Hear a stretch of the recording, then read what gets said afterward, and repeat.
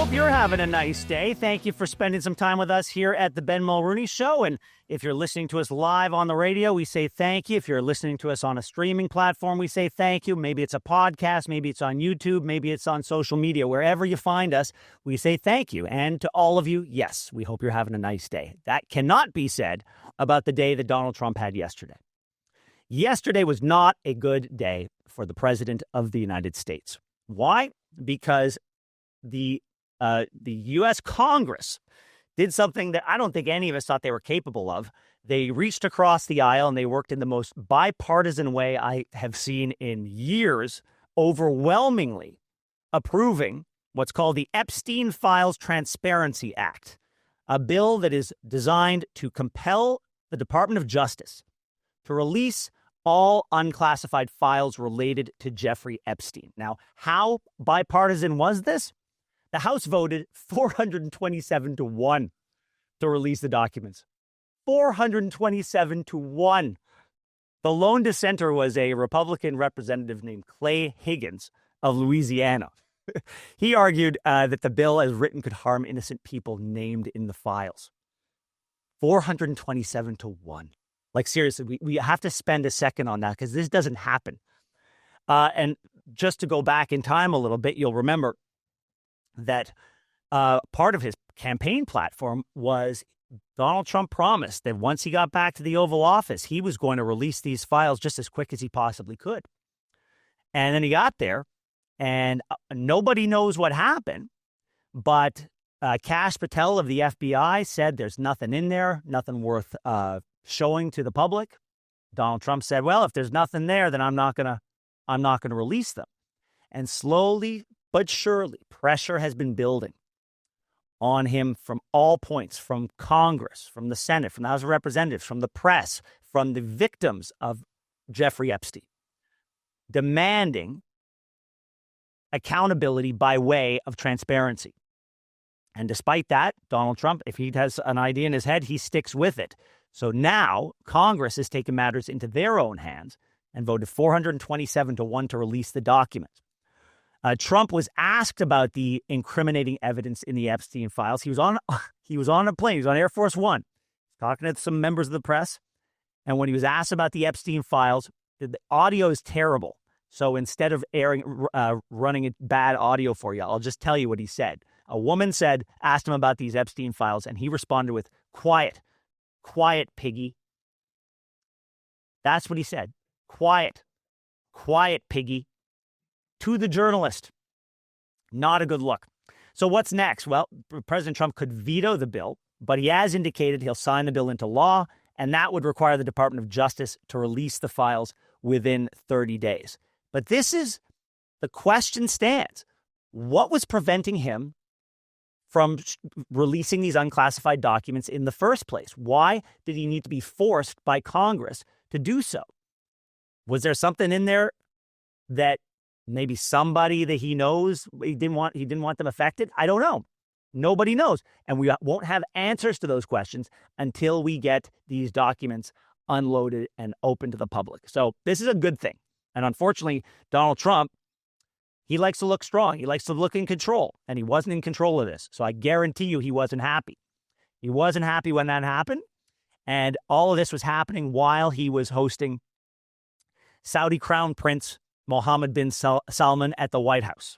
You'll remember MBS is the leader of Saudi Arabia. He was supposed to come in and be this young, progressive new voice in the Middle East. And he has not necessarily lived up to that. On his watch, a journalist in the United States was killed and dismembered. And what's the name? Khashoggi. And that happened on MBS's watch, and his reputation took a hit because of that. So anyway, they're meeting at the White House. And at the White House, Saudi Arabia committed to increasing its investments in the U.S. to nearly $1 trillion. That sounds like a lot of money to me. In a significant policy shift, the U.S. agreed to sell advanced F-35 fighters, so maybe the ones that Canada was going to buy, and 300 tanks to the Kingdom of Saudi Arabia which they call a major non-NATO ally. Now, just for context, if they're going to spend $1 trillion, the entire GDP of Saudi Arabia is $1.2 trillion. So $1 trillion spent in the United States, unlikely. But still, Donald Trump's making deals. Donald Trump's selling stuff, and he's bringing money into the United States. That's a good thing for his country. But after that, that's when things got intense. That's when we saw a version of Donald Trump that I thought was relegated to the past in Trump 1.0. I didn't think this was Trump 2.0 anymore. But sure enough, we went back to the past when an ABC reporter asked the Crown Prince of Saudi Arabia about 9/11. Your Royal Highness, the U.S. intelligence concluded that you orchestrated the brutal murder of a journalist. 9/11 families are furious that you are here in the Oval Office. Why should Americans trust you? And the same to you, Mr. Hunt. So who are you with? I'm with ABC News, sir. You with who? ABC News. Fake news. ABC fake news. One of the worst in the business. Yeah, I mean, just calling someone fake news doesn't change the fact that 9/11 happened, and 9/11 families, victims of families of victims rather, are a little perplexed why the red carpet is being rolled out for the leader of a country where most of the terrorists came from on 9/11. And it gets worse with Mr. Trump. It gets worse. Let's listen to now Donald Trump defending the Crown Prince, all while bashing the journalist who was murdered on U.S. soil by members of that government, or agents of that government, rather. He's done a phenomenal job. You're mentioning somebody that was extremely controversial. A lot of people didn't like that gentleman that you're talking about. Whether you like him or didn't like him, things happen. But he knew nothing about it, and we can leave it at that. You don't have to embarrass our guest by asking a question like that. I mean, look, you don't have to. You can protect your guest without bashing a murdered journalist who was murdered on U.S. soil. I mean, that's not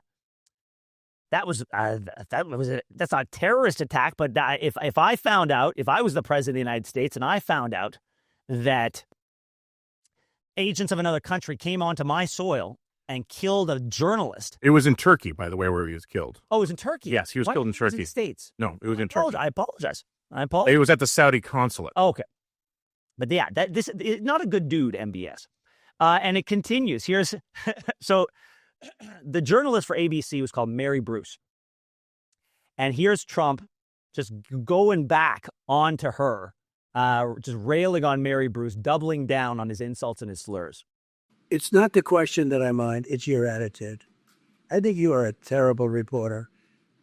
It's the way you ask these questions. You start off with a man who is highly respected, asking him a horrible, insubordinate, and just a terrible question.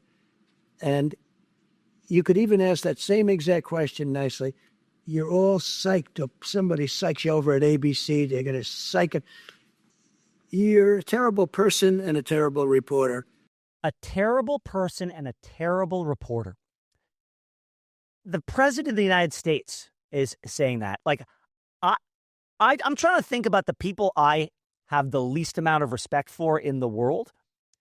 It would take a lot for me to look that person in the eye or those people in the eye and call them a terrible person and a terrible something else. Like, it would take a lot to get me there. And he did. And he, of all the people to go to the mattresses for, he did so for MBS. And you'll remember how he treated our Vladimir Zelensky, who's in the middle of a war against Russia, treated him terribly. But MBS, whose country helped orchestrate 9/11, he gets the full-throated defense of Donald Trump. Sometimes I just don't think he thinks this stuff through. It was quite the remarkable day. Yeah, it was not a good day. I think all of it was spilling out there. And you're not a good person, and you're not a good journalist. My God. No, terrible person, terrible journalist. If you enjoyed what you saw, hit that subscribe button so you never miss another episode of The Ben Mulroney Show.